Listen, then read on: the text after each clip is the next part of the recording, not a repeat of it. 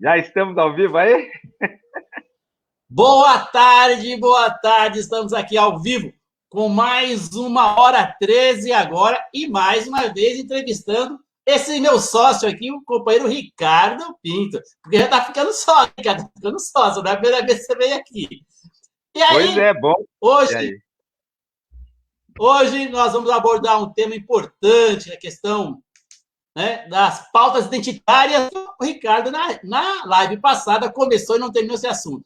Mas antes de passar a palavra para o Ricardo, vamos aqui colocar as nossas preocupações em relação a isso aí que está acontecendo no Brasil, né? A eleição aí do presidente da Câmara Federal, do Senado, né? O golpe dado na esquerda aí em relação à composição das comissões, mas faz parte do processo, estamos vivendo esse país aqui, pós-golpe 2016, em que as mudanças, né, aí, dos oportunistas acabam se efetivando, mas estamos aí na plena pandemia, né? Mais de 200 mil mortes, né? O que era uma gripezinha se tornou uma realidade.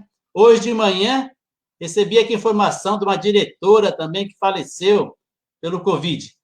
Está ficando comum nós recebemos informações de pessoas que estão morrendo pela Covid próximo da gente. E agora, com retorno às aulas, aí, né, uma briga, né, pelo direito à educação, mas de uma forma enviesada, né, porque as escolas particulares aí estão fazendo enfrentamento político em torno da volta das aulas, as escolas municipais também com previsão, estaduais e municipais de retorno às aulas, sem garantir a segurança dos servidores públicos, sem garantir a vida das pessoas. Quiçá o movimento enfrente essa questão do retorno das aulas e possa buscar as respostas mais adequadas. Ricardo, muito obrigado por estar aqui mais uma vez na minha entrevista. A palavra é sua. Boa tarde, muito obrigado. E vamos começar a conversar. Para quem te Vamos sim. conhece, né? Vamos lá o que você está fazendo da sua vida aí. Vamos entrar nessa pauta aí que hoje é. Você começou, você vai terminar. Abraço. Boa tarde, Matias. Boa tarde a todo mundo aí que vai nos assistir ou que esteja assistindo. É sempre bom estar aqui falando sobre os temas que a gente anda estudando, anda lendo, anda discutindo com todo mundo. Isso é importante e fundamental, né? Não dá para abrir mão disso. Na Câmara, a eleição do meu presidente da Câmara é uma piada. O país está virando uma piada, mas de golpe em golpe vai ocorrer indignação, de golpe em golpe, o povo vai acabar se rebelando e aí não tem volta. A gente vai ter eleições em 2022, a gente vai se manifestar e logo, logo a gente vai ter a vacina para ir para a rua e vamos fazer esse país um país melhor como era antes, né? Como a gente conseguiu no período de Lula e Dilma fazer um país melhor. E a gente vai construir esse sim. O povo brasileiro está acordando aos poucos e devagarinho a gente vai tomando pé do que se fazer para tirar esses bandidos do poder, né? Nós somos honestos, então os bandidos têm que estar fora do poder. Essa que é a realidade, né? É, agora a gente tem um tema bastante complexo, que é a volta às aulas, né, Matias? Poxa, como é que se decreta a volta às aulas sem garantir efetivamente as condições ideais e decentes para se voltar às aulas? Não é possível uma coisa dessa. Nós vamos colocar professores em risco, funcionários das escolas em risco, colocar os familiares em risco, todo mundo em risco. Por conta do que, necessariamente? Eu não sei por conta de quê. Por causa da pressão das escolas privadas, particulares, que precisa fechar o seu caixa? Ora, ora, ora. Eles cobraram e não entregaram, e agora precisa urgentemente apresentar algo para que justifique os seus ganhos. Não é por aí. Eu acho que a saúde e a vida estão em primeiro lugar.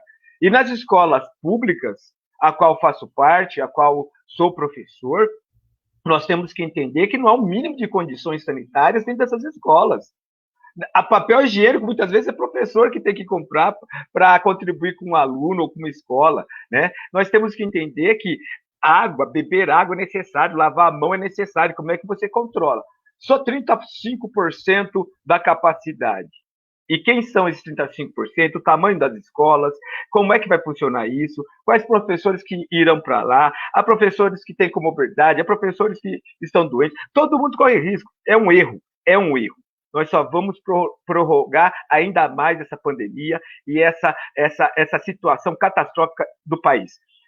sem melhorar, sem resolver o problema da pandemia, meu querido, nós não vamos resolver o problema da economia, nós não vamos resolver nenhum problema dentro do país. Então, primeiro saúde, depois a gente cuida da economia. O Lula fez tão bem, pegou um país quebrado, e transformou num país aí com reservas em dólares fantásticas, que garantiu todo esse período do Brasil numa segurança econômica, apesar do desgoverno que nós temos, um governo sem planejamento, um governo que não projeta absolutamente nada, um governo que não tem meta de absolutamente nada, um governo que não existe.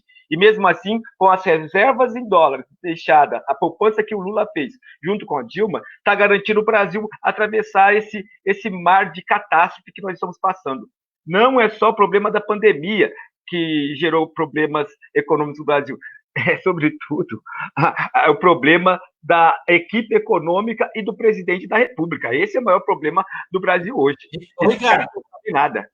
Diga lá. Ricardo, só para pautar também nessa conversa do retorno às aulas, vários países que retomaram as aulas estão revendo o retorno às aulas diante do absurdo, né, da contaminação, da propagação da doença. Mas começa uma pauta que precisa pressão política, pressão social, pressão dos parlamentares, pressão da sociedade, para que esse governo saia do comodismo e busque soluções. Mas, infelizmente, né, nós estamos refém dessa escolha de governança.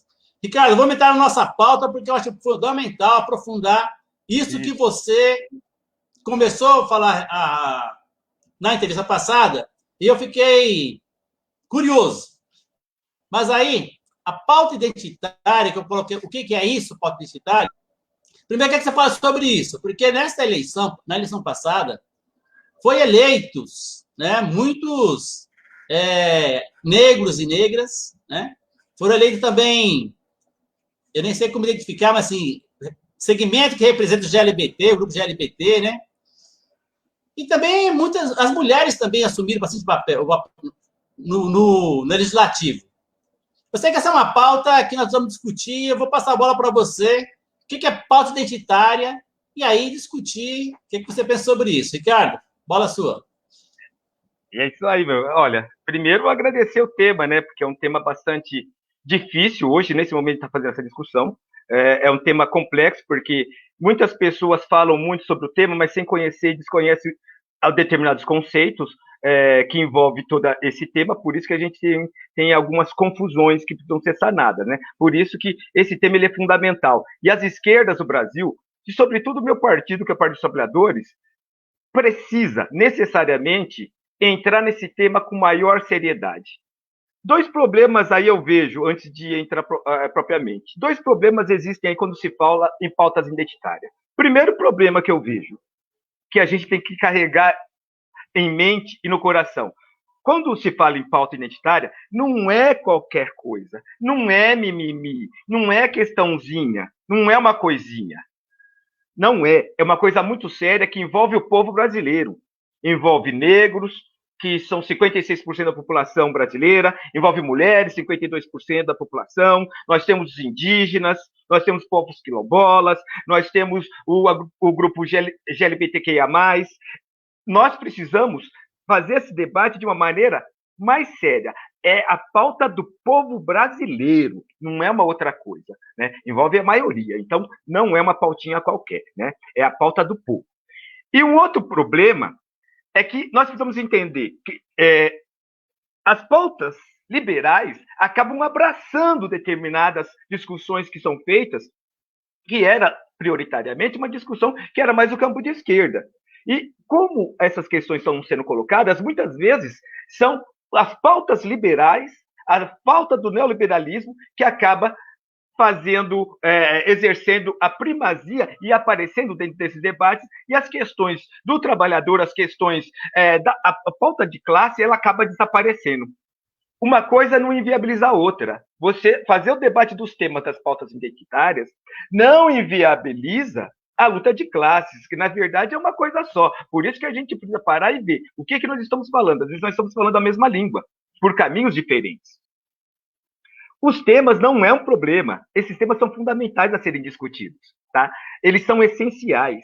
é a maneira como eles, às vezes, vêm chegando para dentro do debate.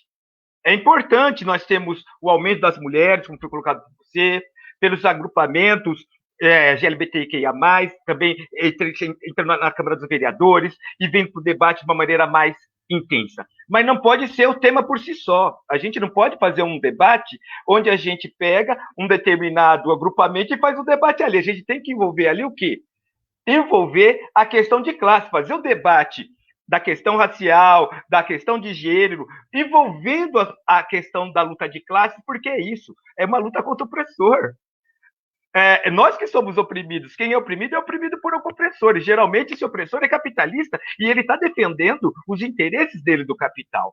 É por aí que a gente tem que começar a pensar essa discussão. Uma coisa não inviabiliza a outra, e não é pauta menor, é uma pauta grandiosa e que a esquerda deve abraçar com toda certeza. Então, veja só, quando a gente fala em pauta identitária, a gente vai falar identidade. O que é identidade? É como você se sente e se organiza na sociedade, você busca o seu espaço, você busca a sua identidade. Mas, enquanto indivíduo, enquanto um coletivo mínimo, isso é muito pouco para travar os embates que a sociedade brasileira ela necessita. Eu não posso só fazer uma discussão de um agrupamento isolado, esquecendo que existe toda uma quantidade enorme de debates que tem que ser feito e que é para enfrentar justamente os opressores que tentam nos impedir de nos manifestar. Eu não quero só aparecer como negro ou ter espaço como um homem negro e falar sobre as questões do homem negro. Eu quero falar sobre um monte de coisa. E eu quero discutir a questão por que o homem negro, por exemplo, ele não está necessariamente aparece na história brasileira, que ainda, infelizmente, é comandado por uma história oficial tacanha, ele não aparece como homens de realizações, homens que construíram a riqueza do Brasil. Por quê? Então, essa questão é uma questão de classe que a gente precisa discutir e aprofundar. Os empregos mesmo, porque as mulheres ganham menos, isso é uma questão de classe. Porque as mulheres estão sempre do lado oposto, né? O homem sempre o grandioso, o realizador, e a mulher sempre tendo que ser a submissa, a subalterna, ou coisa parecida. Então, a gente precisa fazer a discussão por um outro viés, e não apenas por uma questão por si só. Vou discutir a questão de identidade, eu não estou procurando, não quero discutir a questão de identidade, eu já estou bem localizado. Agora, o que nós queremos é algo mais. Nós não queremos só visibilidade, nós queremos também chegar ao poder também. E para chegar ao poder, a gente tem que discutir essa questão de classe, que é fundamental. Porque quem oprime é opressor. Não existe outra forma, não existe uma outra forma de se ver essa questão. E essa luta ela tem que ser anticapitalista. Ela não pode ser uma luta de acomodação. Porque quando você fala assim, olha, vou fazer só lembro fazer um históricozinho rápido. Com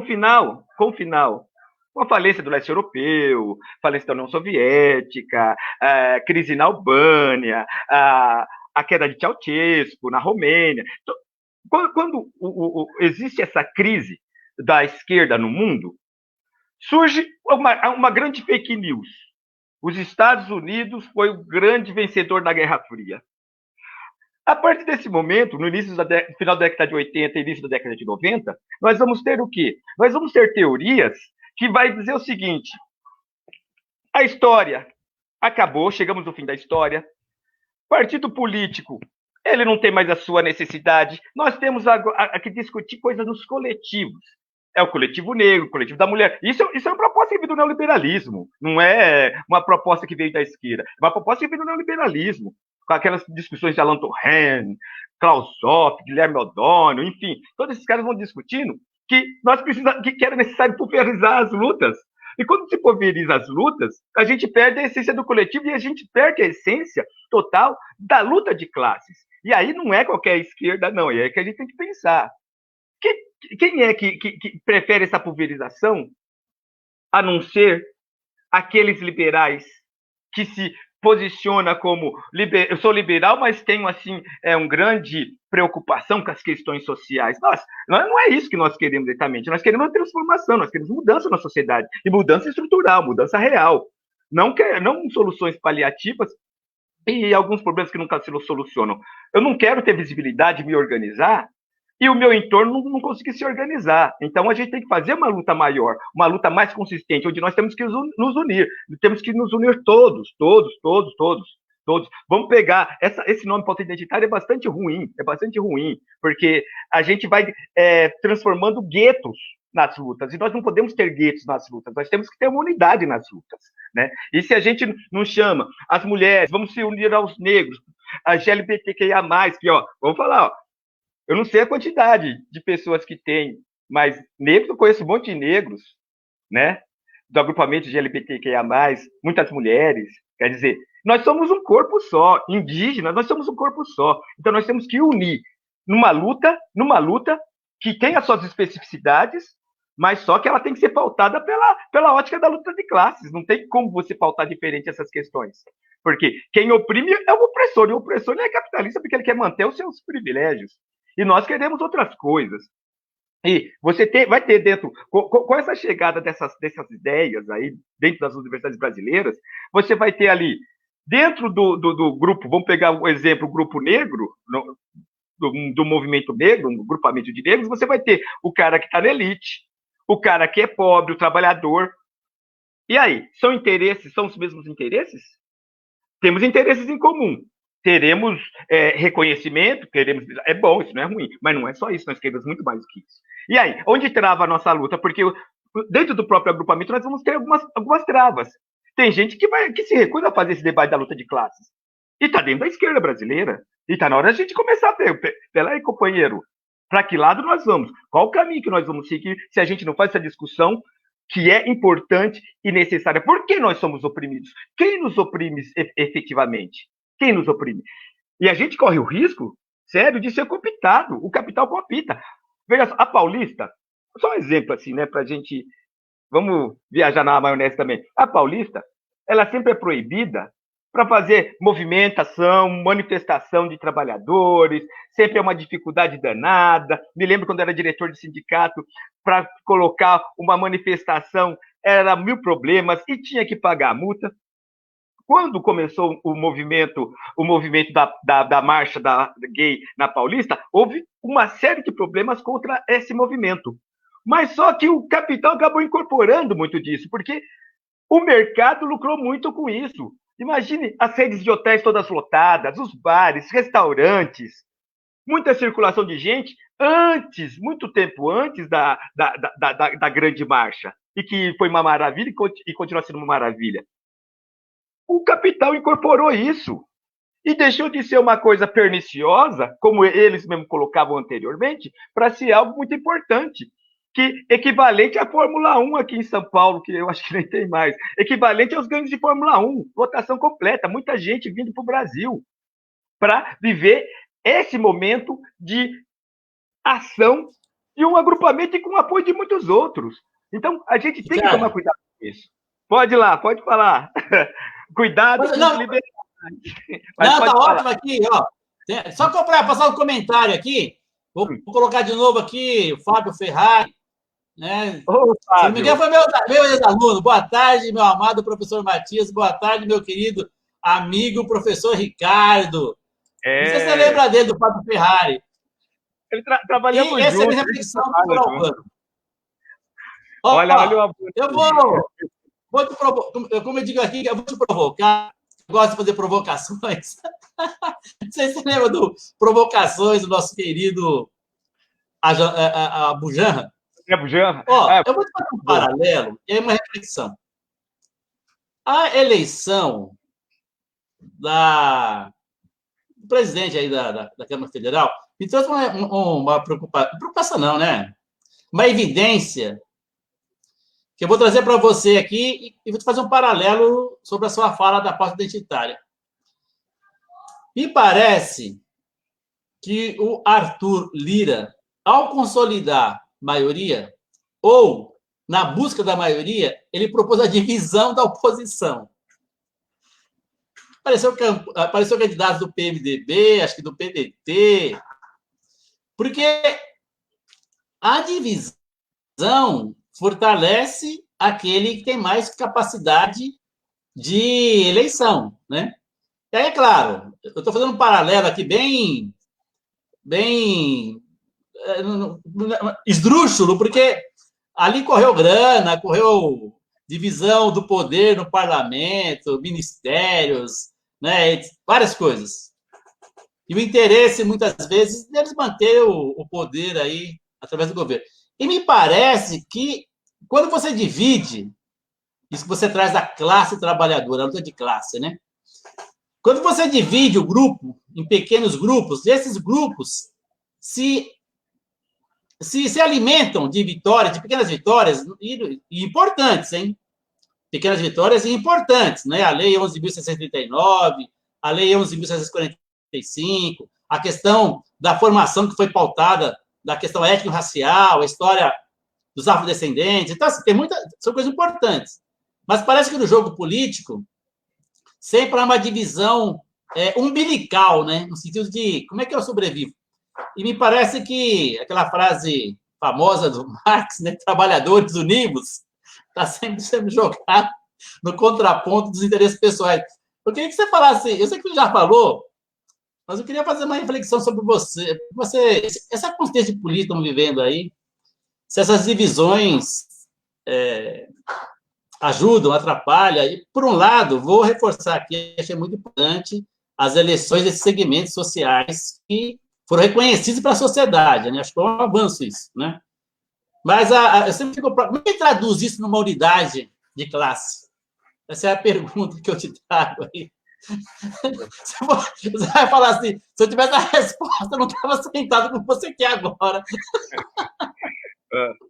Matias, eu me lembrei de umas coisas, né? Essa sua pergunta eu já pensaria, assim, especificamente, já pensaria em Lenin, né? Quando os estudantes perguntam o que fazer, fala, estudem, né? A gente tem que estudar, não tem outra forma, tem que estudar, entender o movimento, porque tem muita gente falando sem estudar absolutamente nada. E a esquerda, é próprio da esquerda, estudar. A gente não pode ficar vaidoso nessa parada de estudo, mas a gente tem que saber o que está acontecendo, tem que saber fazer análise política, não pode cair em armadilhas. O que está acontecendo agora, nós estamos caindo em armadilha. E não é uma armadilha nova, não, viu? Ó, sabe o que é o livro de cabeceira dessa elite indecente, imbecil? É Nicola Machiavelli, entendeu? Nicola Maquiavel. É isso. Divide para conquistar. É isso. Não tem, e eles são assim, agem dessa forma. E a gente cai nesse engodo, porque a gente recebe alguns carinhos e a gente acha que está sendo realmente incorporado dentro de uma política que realmente seja transformadora. E a gente sabe que não é. Olha só, você citou aí a Câmara agora. A gente sabe que não é. Então a gente tem que marcar pé, a gente tem que marcar nosso território e com a luta. Veja só, você fala, qual a solução? A solução é trabalhar todo dia, é debater todo dia, é estudar todo dia, e não ter medo de enfrentamento, porque olha só, volto a dizer, eu sei que eu fiz uma provocação na última vez que a gente conversou, eu fiz uma provocação aos intelectuais, às universidades, porque parece que os nossos intelectuais, eles são isentos de tudo, né? Tá acima do bem e do mal, né? E vem trazendo esses temas que eles falam como novidade, que não é nenhuma novidade. Mas nós não podemos nos esquecer que os conceitos, eles são construídos ideologicamente. Não cai do céu, não vem do nada. É ideologicamente. É a partir de uma postura, de uma posição política, que você vai construindo conceitos. E é assim que acontece. E aí vem para o debate na sociedade. E a gente tem que fazer esse debate. Agora, quando a gente abre mão de trazer a nossa visão, quando a gente abre mão de participar da construção e da elaboração de conceitos, e de debater de frente a frente, a gente está fazendo que jogo que a gente está fazendo? O jogo dos mantenedores, daqueles que financiam os estudos, aqueles que botam dinheiro para discutir determinados temas e que encaminham o tema da maneira que eles acham mais adequado? Ora, a gente está fazendo um debate. Não é, eu não estou aqui, olha, eu quero que fique bem claro, eu não estou aqui ofendendo ou divergindo profundamente dos nossos companheiros que defendem pauta identitária, porque talvez o nome não seja correto, porque a gente defende a mesma coisa. A única coisa é o seguinte, a gente não pode fazer o discurso dos liberais, porque isso eles propuseram lá atrás. Vamos dividir os movimentos para que a gente colocar a gente nossa para poder estar ali falando. Olha, a gente tem a direita hoje com o movimento negro que é composto por 16 tem negros, o PSDB tinha loiras comandando o movimento negro do PSDB há um tempo atrás. Quer dizer, eles fazem o que eles querem fazer. E aí a gente acaba indo nessa onda. Ó, Itamar Assunção, um grande músico, que era do Bexiga, né? Já falecido, né? Um cara fantástico. Ele tem umas discussões das músicas dele. No Petrobras, Pretobras, um trabalho maravilhoso. E ele tem uma música que ele faz uma discussão muito séria. Peraí, antes, jogar capoeira era coisa de vagabundo, porque era preto que jogava. Aí daqui a pouco, é incorporado pela elite, aí só tem mestre que é branco, os mestres negros desaparecem. E quem pode entrar nas universidades é quem tem titulação, e os mestres negros não tinham titulação. E é um debate que tem que ser feito, né? A própria religião de matriz africana, antes era uma coisa do demônio, uma macumba, é isso, aquilo. Os negros foram indo para a igreja evangélica e os brancos assumiram a condução dos terreiros em muitos lugares aqui no Brasil. Quer dizer, então a gente tem que, atrás da nossa cultura, defender os nossos interesses numa perspectiva de classe, sempre numa perspectiva de classe. Não dá para você tirar do horizonte que você é um trabalhador, que você é um oprimido. Não importa que você esteja ganhando um pouco mais. Eu não acho que uma pessoa, um técnico que ganhe 15, 20 mil reais, seja um cara rico. Ele não é rico, ele é um trabalhador assalariado como outro qualquer. E ele pode perder isso a qualquer momento. Então não dá para ele jogar do lado, no campo daquele que se acha rico e milionário. Ele nunca vai ser e ele nunca vai chegar. As portas vão continuar fechadas. Ele só vai ter um agradozinho para fazer o trabalho sujo para a elite, que é ir lá e começar a debater conosco e fazer com que o nosso discurso não tenha tanto peso assim, porque ele está do nosso lado, está ao nosso lado, está junto conosco. Ó, veja só, é uma coisa que eu falo sempre. Hoje, nas nossas comunidades, aqui no Elisa Maria, poxa, eu fico muito triste, porque não tem lazer, não tem nada, a garotada vai lá e vai pro funk e movimenta ali e tal. E aí eu fico pensando, o poder público, a polícia, está na comunidade, e não é um mês, não, há vários anos. Quando eles não querem, não tem nada. E por que tem? Na verdade, muitas vezes, ao invés do poder público procurar um espaço, um local, conversar, dialogar e procurar equacionar essa questão do lazer nas comunidades e fazer com que as pessoas que tenham condições de dormir à noite para ir trabalhar no outro dia de manhã cedo, isso não é feito. O que é feito? Coloca todo mundo junto para um brigar contra o outro. É isso que está acontecendo nas comunidades. Então, é o trabalhador que briga com aquele cara que quer ter lazer. O cara que quer ter lazer vai brigar com o trabalhador. Quer dizer, e quando na verdade era para estar conversando. O poder público não fez esse papel e não está fazendo esse papel. Então, colocar um contra o outro. É mais ou menos assim que a gente tem que ver com pauta identitária. Se a gente não fazer a nossa unidade de trabalhador, por isso que eu falo, tem que ser a partir da perspectiva da luta de classe, uma pauta classista, porque aí a gente consegue o cimento para a gente poder unir as várias pautas que nós temos que defender. O cimento é a luta de classes. Já dizia, né, Karl Marx, né, o motor da história é a luta de classes. Não tem outra forma. Sempre você vai ter o opressor e o oprimido. Agora, o oprimido não pode falar pelo opressor. Ele está sendo oprimido e quer falar com a boca do opressor, aí é meio complicado, né? Pode falar, Matias, eu sei que você... Ricardo, o ponto de falar com o Ricardo é que ele tem muita coisa para falar e eu fico aqui só ouvindo, pensando assim, eu interrompo ou não interrompo? Interrompo ou não interrompo? Mas, Ricardo, eu acho que, mais uma vez, agradecer a sua participação. Estamos aqui nos 29 minutos de conversa, né? Agradecer que o Manassés, lembra do Manassés, né? O querido amigo, querido, bom ouvi-los. O Manassés, rapaz, tem entrando aqui na live, eu já falei para ele ser entrevistado aqui, ele não quer. Não, ele é um cara do bem, ele tem que aparecer e falar assim, um cara equilibrado, um cara grandioso. E grande músico também, né? Grande músico. Ô, Ricardo, vou entrar nessa pauta também de provocação, porque você traz uma coisa que é fundamental, que é compreender quem nós somos e que lado estamos, né? A reforma trabalhista, cara, primeiro vou fazer uma provocação maior ainda, né? Parece que o direito das empregadas domésticas levaram ao golpe, só para provocar. Eu pergunto isso para você, porque me parece que tem um jogo da direita de dividir a classe trabalhadora, né? Empreendedorismo, empresário, né? Acabar com a CLT, com o direito trabalhista, criar o trabalho intermitente, criar a questão da PJ. Eu sei que estou desvirtuando a conversa, né? Da pauta identitária, mas me parece que há sempre um jogo, né, para desconstruir a unidade e criar possibilidades de individualismo, eu vou chamar de autossuficiência, não sei qual é o termo que eu devo poder para isso, que quando o cara, um pequeno empresário, ele consegue ter 2, 4 empregados e achar que é empresário mesmo, e ele não é mais trabalhador, né? Ele começa... Faz uma avaliação sobre isso. Vou fazer uma brincadeira aqui, vem cá, tá vendo isso aqui, ó? Ó, é o meu netinho me provocando na live aqui, não sei se você está me vendo. Palavra sua, Ricardo.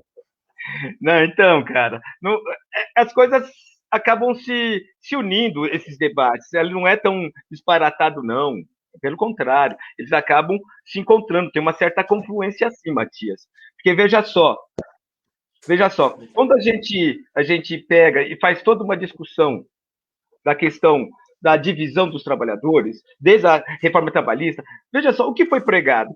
O que o Dória pregou em São Paulo, que ficou de São Paulo, que eles falavam, você tem que ser patrão de você mesmo.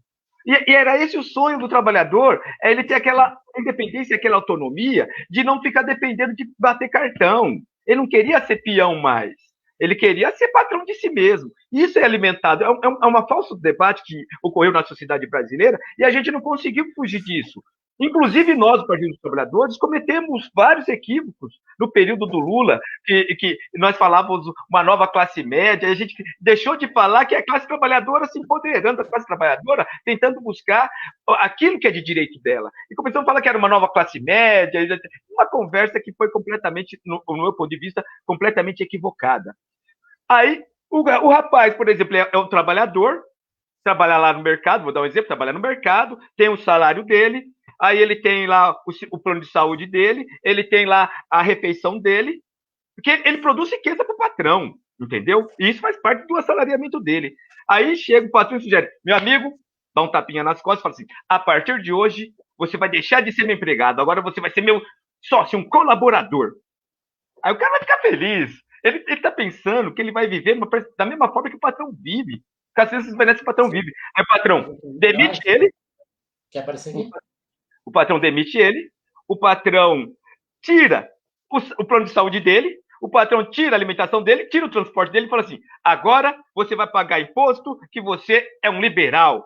Aí o cara vai lá fazer o mesmo trabalho que ele fazia, ganhando muito menos. E ainda tendo que pagar impostos, e se ele precisa de ajuda, ele vai ter que contratar um ajudante. O trabalhador só vai perceber isso, que ele caiu num grande engodo, depois, quando ele não consegue pagar as contas dele. E fazer, eu estou ganhando muito menos, porque o cara resolveu chamar ele de colaborador e não mais empregado. Então a gente tem que acordar para isso. E é dessa maneira que se divide a classe trabalhadora. É dessa maneira que vai pegando os detalhes, e muitas vezes a educação tem falhado bastante, a gente precisa rediscutir o papel da educação na sociedade, que as pessoas não estão entendendo o que acontece no seu entorno. A escola não está fazendo o seu papel. E é culpa da educação, sim, independente dos governantes de plantão, mas a educação tem que ter um papel social e de debate ali o que ele vive no seu entorno. Então, isso também faz parte da divisão, Matias. Essa elite, essa direita, esses caras aí, eles não estão de brincadeira. E eles estão num ataque ideológico muito intenso contra nós. E com mentiras, fake news, e que a sociedade sabe que é mentira, mas ela prefere entrar numa torcida de futebol. Quando eu não sei do que se trata, absolutamente nada, eu vou torcer para alguém lá e fazer de conta que sei alguma coisa. Quer dizer, então isso é um problema, Nós estamos vivendo, que eu costumo dizer, nós estamos vivendo a era da idiotia, né? Os idiotas assumiram o poder de uma maneira virulenta, e todo aquele cara que nunca soube nada, ele acha que sabe alguma coisa agora, porque ele tem o Zap que fala para ele para onde ele tem que ir. Ele não consegue fazer uma leitura, não consegue ter uma compreensão maior do mundo, mas se o cara mandou no Zap isso aqui é verdade, ele vai ter como verdade. É a era da idiotia. Não tem como sustentar e segurar uma sociedade como essa, nós vamos cair, nós estamos à beira do colapso. Por isso que nós que somos de esquerda, nós temos que respirar, ir para a luta. Está na hora de perder o medo, ir para cima e transformar esse país, transformar essa sociedade, porque é assim que se divide. Tem tudo a ver com a questão das pautas identitárias, sim, porque quando se discute a pauta identitária, você está fazendo uma divisão ideológica dentro do plano cultural da sociedade brasileira, dentro do aspecto da cultura.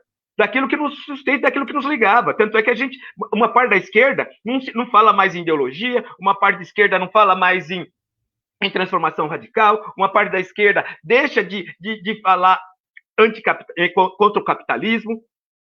A gente tem que disputar com os liberais. A gente não pode, a gente não deve, nós não podemos ser orientados por essas pautas deles.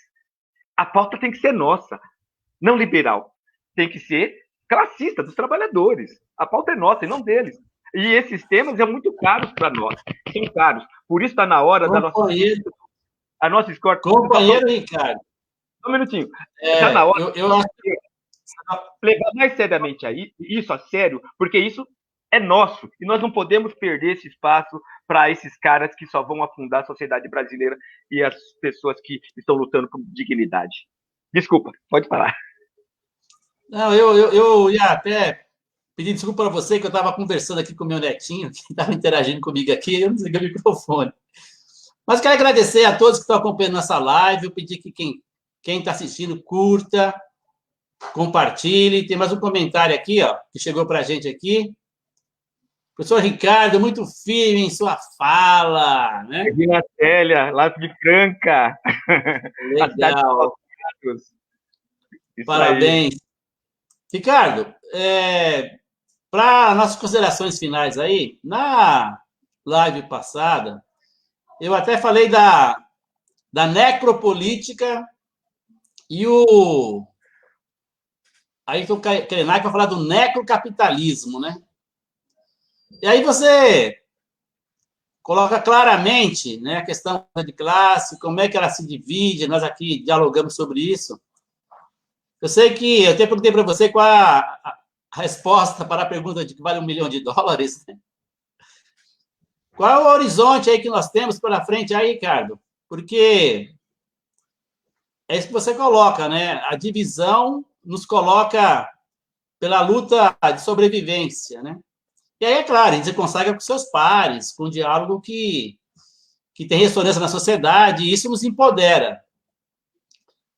Mas a unidade da classe trabalhadora, a unidade da sociedade em torno de uma pauta que traga os direitos sociais, sempre trato aqui do artigo 5º da Constituição Federal, artigo 6º, vai falar da equidade social, né? O direito ao acesso aos bens sociais. Ricardo, quais são os desafios que nós estamos pela frente aí, Ricardo? A gente só tem desafio, Matias, a gente não tem... A gente só tem desafio. E o desafio primeiro, cara, é no campo da política, né? A gente tem que tirar o Bolsonaro. Esse é o desafio que nós temos nesse momento. Sei que é muito difícil, ainda mais agora com a configuração desse Congresso indecente e com quem está na presidência, tanto da Câmara Estadual como da Federal, a gente está vendo que o Congresso está bichado mesmo, está bichado. É necessário lutar contra essas pessoas. Então, eu vejo com perspectiva a luta, mas a luta a gente não faz dentro de casa. É aí que vem o maior problema que a gente precisa começar a repensar. Dentro de casa, eu acho que só tem que ficar nesse momento aqueles que realmente não podem sair. Há muita gente aí como eu, que vive sozinho, que pode fazer a luta, que pode ir para a rua, fortalecer as lutas dos sindicais, porque os sindicatos estão indo para as ruas, de uma maneira organizada, sem correr riscos, mas estão indo.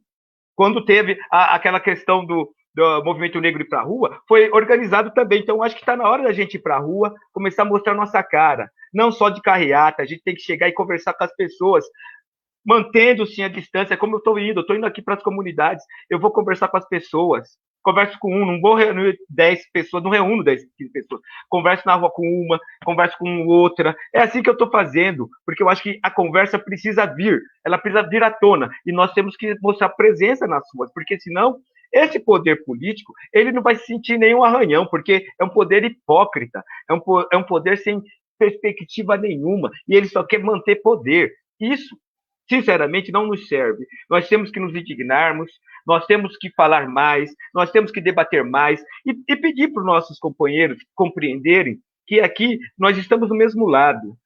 O que nós queremos é a mesma coisa. A gente só não pode botar lenha na fogueira do inimigo, porque nem são adversários, não, são inimigos, porque o que esses caras estão fazendo conosco, mas já estamos batendo na casa dos 220 mil mortos aí, esses caras são inimigos do povo brasileiro. E quem está morrendo são as pessoas que são mais necessitadas, são as pessoas mais vulneráveis, são essas pessoas que estão morrendo.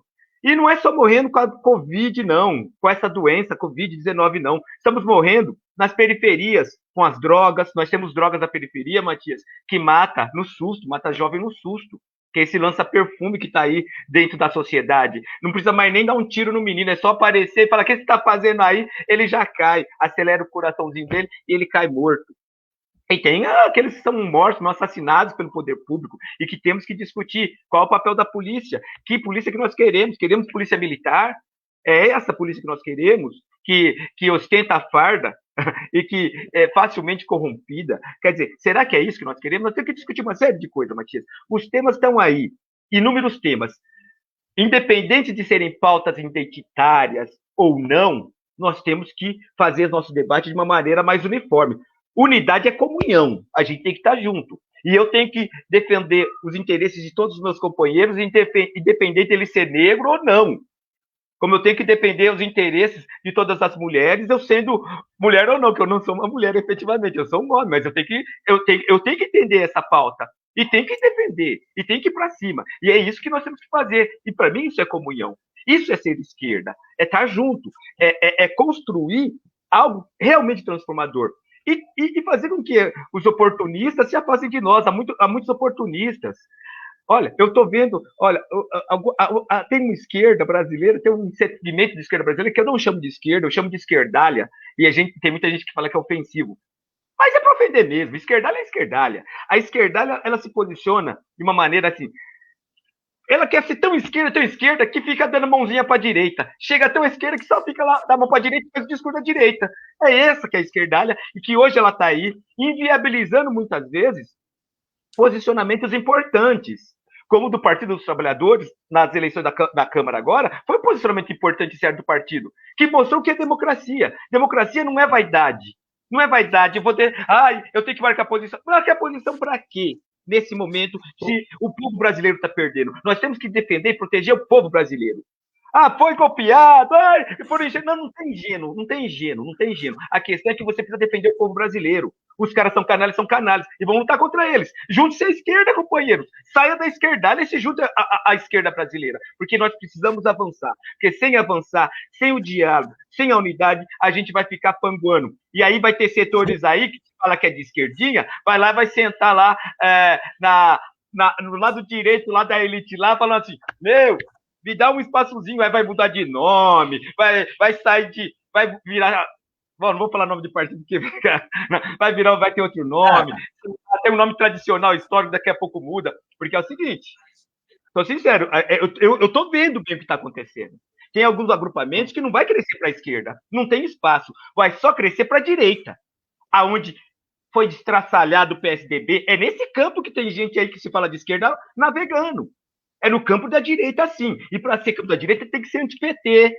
E para ser anti-PT tem que gerar crises e problemas dentro do nosso partido, tem que gerar crises e problemas dentro da nossa esquerda, tem que falar pauta identitária e não lutar contra os opressores, que o crime é todo nosso, independente de quem nós somos, né? É isso. Fala, Matias. É isso. Estamos aqui há 45 minutos do amor. Eu estou indignado, cara. Eu nasci indignado. Essa é a realidade. Transformação. Agradecer a todos que estão aqui, participaram da live, assistiram, fizeram comentários. Sempre é bom fazer um comentário que a gente coloca aqui. Vou colocar de novo aqui, só para o Ricardo ficar aqui, né, prestigiar o Ricardo. Eu concordo com o professor Ricardo, temos que discutir todos os assuntos, né? E aí, dizer, pessoal, nós vamos aqui encerrar nossa live para a questão de hora, a questão do tempo, né? E dizer que essa pauta não está vencida, né? Acho que nós temos que conversar, dialogar e construir essa narrativa que o Ricardo está falando, com muito diálogo, um diálogo. Ricardo, muito obrigado. Vamos encerrar aqui para poder fazer outras lives. Quero agradecer a sua participação, tá bom? Dá um tchau para o povo aqui, nós vamos sair. Tchau, gente. Um abraço, valeu. E a esquerda precisa pegar esses temas e discutir e debater seriamente. Estamos todo mundo junto. Falta identitário ou não, é tudo luta de classe. Vamos nessa aí. Luta com os opressores, anticapitalista.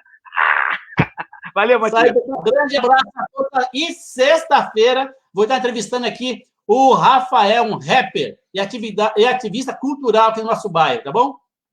No sábado, atividade das crianças, domingo, reflexão religiosa. E, olha aqui, segunda-feira eu vou entrevistar o vereador Antônio Donato. Eu e Enéas vamos entrevistar o vereador Antônio Donato. Então, põe na sua gente de vocês, pessoal. Grande abraço. Até mais.